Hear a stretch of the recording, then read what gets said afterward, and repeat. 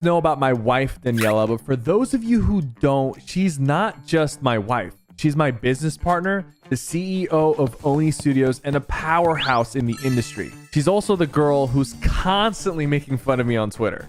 She's a big part of my life, so it's time I tell you guys how we met.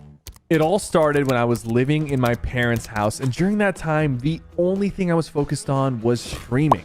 It was seriously the only thing that I was thinking about. It was so bad, I even started skipping my college classes to stream. But it was my dream to be a full-time streamer, and I was willing to do anything to make it happen. And at the time, I was gaining a ton of traction by playing a new MMO called Elder Scrolls Online. It was so much fun, and part of the reason was because of the community around it. And so there were a lot of times where I'd get on Twitch and look for ESO streamers to see what the community was up to. And that's how I interacted with Daniela for the first time. On a random day, I was just searching for ESO streamers and happened to see her. I thought she was cute, and I went to her chat and teased her by asking her stupid ESO questions. And I mean the dumbest, most basic questions. And what's funny is when she saw my name in the chat, she immediately knew who I was. And she was like, why is this ESO pro coming to my chat and asking me these dumb questions? And I kept doing it. I would ask her a dumb question and she would comment about it or roast me. We went back and forth for a while until eventually her entire chat started clowning on me. It was hilarious. For them, at least. And it didn't mean much to me at the time, but now I look back at that as the start of something that was going to change my life completely. Because just a few weeks after that, I packed up my stuff, ran away from home, and booked a hotel to pursue streaming full time. And honestly, that was a really low point in my life. Like, I had only been away from home for a few hours and my family was already begging me to come back. Also, I was so worried that I'd thrown my future away because I dropped out of school, ran away from home, and my next step was so uncertain. I just needed someone to tell me that I was doing the right thing, that I wasn't wrong about taking a chance on myself. And so I turned on my stream and had a heart-to-heart with you guys. I told you how I felt and about what I was going through, and you guys encouraged me, which helped a little. But I was dealing with so much self-doubt at the time that it didn't matter how encouraging the chat was, because I was having a really hard time believing that my viewers were being genuine. Like, chat was being so nice to me, but I couldn't stop thinking, well, of course they're being nice to you. They're not going to tell you to stop streaming, man. Like, they like your content. They don't want to see you quit. And so I was really conflicted about what to do, and I was frustrated that I was already second guessing myself. But what I didn't know was that Daniela had just left home as well. And when she saw my stream, she related to it and reached out and sent me a DM. I wanted to share that we're in a similar situation right now, so I know the struggle. Just wanted to say you're not alone, hope everything is well, and hope to see you streaming again soon. And if you need someone to talk to, I'll be here. And that message meant so much to me because after I'd left my parents' house, I was at an all-time low. I was sad, lonely, lost. So the DM showed up at the perfect time, and it didn't come from some random person online. It came from someone who I actually knew, someone who genuinely cared about me and my future. And Daniela said all of the perfect things. She made me feel like I wasn't alone, and she gave me someone to talk to, and that's all I really needed. And so we started talking, and during the first conversation, I vented about issues with my parents, finding an apartment, being on my own. And she gave me the encouragement that I needed. She told me that I was doing the right thing and that I should pursue my dreams. And that was really something I needed to hear.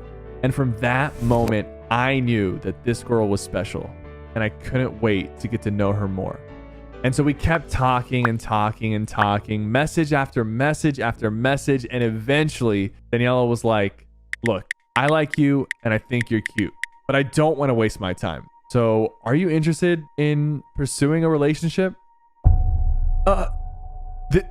This was terrifying because up until this point, I had no experience with girls, no serious relationships, but I liked her and I thought it was cool that she made the first move. So obviously I said yes. And so after that, we started talking every single day. Like the moment I'd hop off stream, I'd get on FaceTime to talk to her.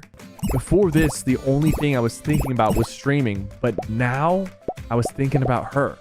So we talked almost every day for like 5 months straight. And as each month went by, we got to know each other more and more. It felt like we were in our very own romance novel, but like with a lot more gaming.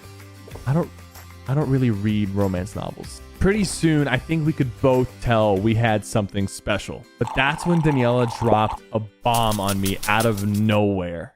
She said that she loved me, and I was completely caught off guard by that. And so I didn't say it back right away. And I know what you're thinking. Sypher, you didn't say it back? No, I didn't. Like, not at first. I was a scared kid, okay? I needed time to figure this out. But I did say, I love you too, really fast to troll her. It was funny. But eventually, I said, I love you. And after that, we figured it was time to meet in person. And at the time, Daniela was in Florida, so I flew out to meet her in Miami. And guys, I was so nervous and feeling super shy. Like, she was my very first girlfriend. And so it was a pretty intense moment for me. We spent like 20 minutes on the phone trying to find each other until Daniela finally figured out she drove to the wrong airport. It was funny, but at the same time, I kind of felt like I was being catfished. But finally, we got to meet for the first time. And because we had spent every waking hour on the phone talking to each other about everything, being together in person felt normal. And after the initial shock of seeing each other for the first time, we were completely comfortable with each other. By the time we left the airport, the only thing that was open was Olive Garden. And so that's where we went for our first official date. I guess those endless breadsticks came in clutch. Over the next 2 years, we traveled across the country to see each other. Sometimes in Austin, sometimes in Florida, other times at conventions like TwitchCon and PAX. And it was always worth the trip to see her. But being in a relationship that's long distance was really hard. Traveling to see her was always so tiring, and I was always so exhausted by the time I got there. And when it was time for me to leave, I didn't want to say goodbye. Like, there was never enough time. And so we started talking about ways that we could spend more time together. So we started talking about moving in together, which was a life-changing decision for us because we had to decide if we were going to move to Austin or if I was going to move to Florida. There was a lot to talk about, but we eventually decided to get an apartment together in Austin. And so I planned one last cross-country trip to Florida to pack all of Danielle's stuff up for the move. And as I was planning the trip, I really began to think back on our relationship. And as I looked back, I saw how good we were for each other. Our personalities complement each other perfectly. Like, I'm a go with the flow type of guy, but Daniela is a planner. So when things get out of control, I can keep things calm while Daniela makes a plan to solve things. We're like yin and yang. She's my partner in crime. And the longer I reflected on this, the more I realized I wanted to marry her. Now, I know it might seem crazy at this point, and now I'm the one speeding things up. Like, we haven't even moved in together, and it's crazy and wild, but all I'm going to say is I just knew she was the one. And so I bought a ring and figured the trip to Florida was the perfect time for me to ask her to marry me. But my parents were not a fan of that idea. I think they were just concerned with the fact that I had met this girl online, and it just wasn't normal to them. Like, they literally wanted her to get a background check. And on top of that, there was a lot of cultural differences between our families. Like, I'm from Middle Eastern descent and Daniela is Colombian. And so my parents were just worried that we were too different and that it wouldn't work out. Like, come on, guys, get with the times. I took their advice seriously, but I'd made up my mind. Because at this point, my parents kind of had a pattern of not approving of the things I wanted to do. But I pursued streaming against their will. And so I was also going to pursue Daniela. So when I got to Florida, I took Daniela to the beach because my plan was to propose to her there. I was super nervous, but I had this whole thing planned out. I took the ring out of the ring box and put it in my shorts because my pockets were super small and I was afraid Daniela would see it. And while we walked on the beach, I just waited for the right moment to propose. And just as I was about to do it, Daniela was like, "Let's get into the water."